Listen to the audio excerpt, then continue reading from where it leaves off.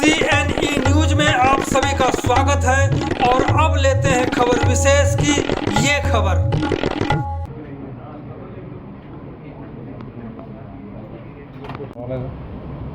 जैसे कि आप सबको मालूम है, हमने यहाँ पर इसको टिकट के लिए बुलाया। कल करीबन 8 बजे हमें सूचना थोड़ा सा पहले से थी और करीबन 8 बजे हमें हमारे मुखबिर के द्वारा सूचना मिली कि 2 हफ्ते पैसे अभियान के मेंबर हैं, वो मुलवाया साइड से चंडीगढ़ में एंटर करने की कोशिश करेंगे। इसी के साथ हमारी क्राइम ब्रांच की टीम सतविंदर साहब और ऑपरेशन से इंटेलिजेंस की टीम पहले से ही सब मुस्तैदी के साथ तैयार थी। तो जैसे ही हमारे मुखबिर ने इशारा किया कि दूर से ही पहचान के जो मोटरसाइकिल एक आ रही है उस पर वो सस्पेक्टेड लोग आ रहे हैं, इसको देखते ही हमने तुरंत हमारी टीम ने कार्रवाई की और उन दोनों सस्पेक्टेड को हमने पकड़ लिया। पकड़ने के बाद से उनके पास से 2 हथियार बरामद किए गए और एक बैग प्राप्त हुआ जिसमें उन्होंने बताया कि इसमें एक्सप्लोसिव सब्सटेंस है। तो वो हमने साइड में रखते हुए वहाँ बम डिस्पोजल टीम को बुलाया, CFSL को टीम को बुलाया और आगे की कार्रवाई की। जो 2 लोग पकड़े गए हैं उसमें एक जोबन सिंह है, उसको अलियास गिला भी बोलते हैं, 24 साल का है और जो अमृतसर हैं का रहने वाला है। ये पहले भी काफ़ी केसेस में वांटेड है, जिसमें मुख्य केस तो एक किला लाल सिंह पुलिस स्टेशन है, उसमें उन्होंने ग्रेनेड अटैक किया था। दूसरा एक विशाल ज्वेलर है, उस पर फायरिंग की थी। एक लिकर वेंडर है, उस पर भी फायरिंग इंसिडेंट का इस पे केस दर्ज है और 1-2 अन्य केस दर्ज हैं इस पे। ये हैप्पी पासी और मन्नू अगवान के संपर्क में था, आपस में इनको पैसे का भी एक्सचेंज हो रहा था। दूसरा जो हमने पकड़ा है उसमें सुमनदीप है अलियास सीमा। इन दोनों को इनका एक फ्रेंड है हरविंदर अलियास हैरी, उन दोनों ने आपस में मिलाया और तब से ये लोग साथ में काम कर रहे थे। ये भी पुराने केसेस में वांटेड है, NDPS केस हो रखा है इस पे। 1-2 केस हैं, खरड़ में भी एक केस है सुमनदीप पे। इनका मेन उद्देश्य तो हम आगे की इन्वेस्टिगेशन कर रहे हैं कि ये आईडी को कहाँ लगाने वाले थे और इनके साथ कौन कौन इन्वॉल्व है, वो भी हम आगे पता करने की कोशिश कर रहे हैं।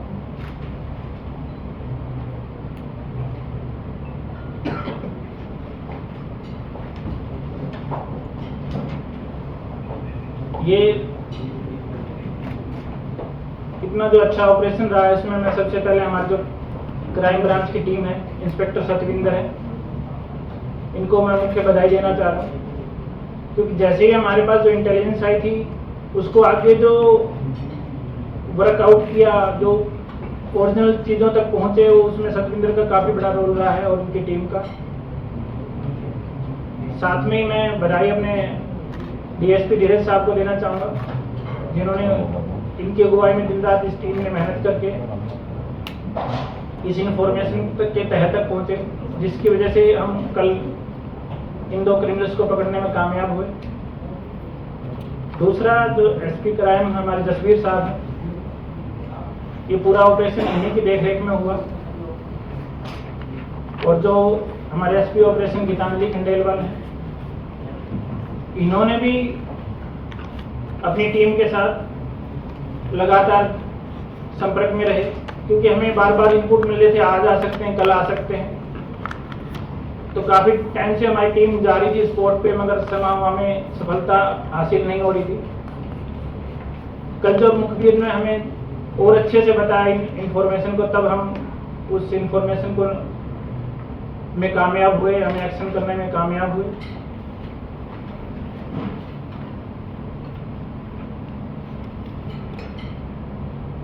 और जैसा कि बताएं कि ये एक्सप्लोसिव है, हालांकि अभी जांच हो रहा है, तो इससे हम बोल सकता हूं कि हमारी टीम ने इतना अच्छा काम किया है जिससे कोई बड़ी दुर्घटना होने से बचा लिया गया है। मगर ये कहाँ दुर्घटना करने वाले थे, अभी ये अंडर इन्वेस्टिगेशन है। Thank you sir. इसको लेकर अभी तक कुछ इन्वेस्टिगेशन हुई है? लोकल इन्वॉल्वमेंट कोई सामने आई है? चंडीगढ़ क्यों आए? चंडीगढ़ के एरिया में आने का मकसद क्या था?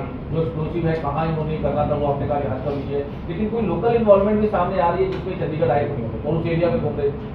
नहीं, अभी लोकल इन्वॉल्वमेंट का हमारे सामने नहीं आया है। ये रहने के लिए आ सकते हैं या कोई थर्ड अपना मेंबर है उससे मिलने के लिए भी आए हो सकते हैं, वो अभी हम जांच कर रहे हैं। सर, ये कहाँ से लेकर आए थे? कुछ क्योंकि वेपन भी रिकवर हुआ जैसे आपने बताया, और कुछ एक्सप्लोसिव टाइप भी रिकवर हुआ है, कहाँ से लेकर आए थे? कितने दिनों से कहीं कोई रैकी की चंडीगढ़ या आसपास ट्राई सिटी में?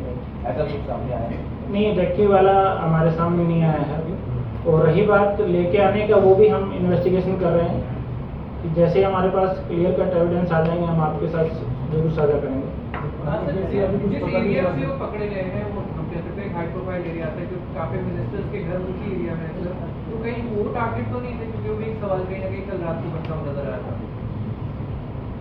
नहीं, अभी तक हमने ऐसा सोचा नहीं है। और जैसे अभी पासिया का रहता है मोडस ऑपरेंडी, तो उस हिसाब से अभी हमें लग नहीं रहा कि इधर का कोई टारगेट का प्लान किया है। बाकी जैसे ही कुछ इन्वेस्टिगेशन में आएगा हम जरूर शेयर करेंगे। सर, हैप्पी पाशिया का आपने नाम लिया, जो ग्रेनेड हमला हुआ था सेक्टर 10 में, उसमें भी हैप्पी पाशिया का नाम आया था, जिंदा का हाथ है। उसको लेकर भी कब इन्वेस्टिगेशन में कुछ सामने आया हो कि हैप्पी पाशिया का सीधा लिंक इनके साथ है या कोई और भी इन्वॉल्वमेंट है?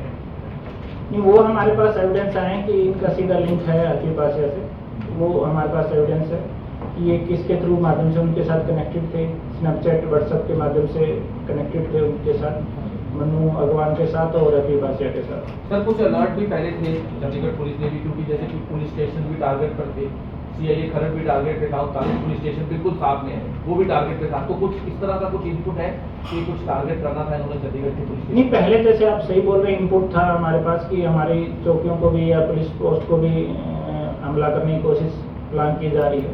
तो उसी के आधार पे जो हमारी इंटेलिजेंस की टीम है, क्राइम ब्रांच की टीम है, तब से ही एक्टिव थी इस चीज़ में, तभी हमने इन्फॉर्मेट डेवलप किए और आज हम स्थिति में है कि हमने 2 आज अरेस्ट किए इसी चीज़ को लेकर।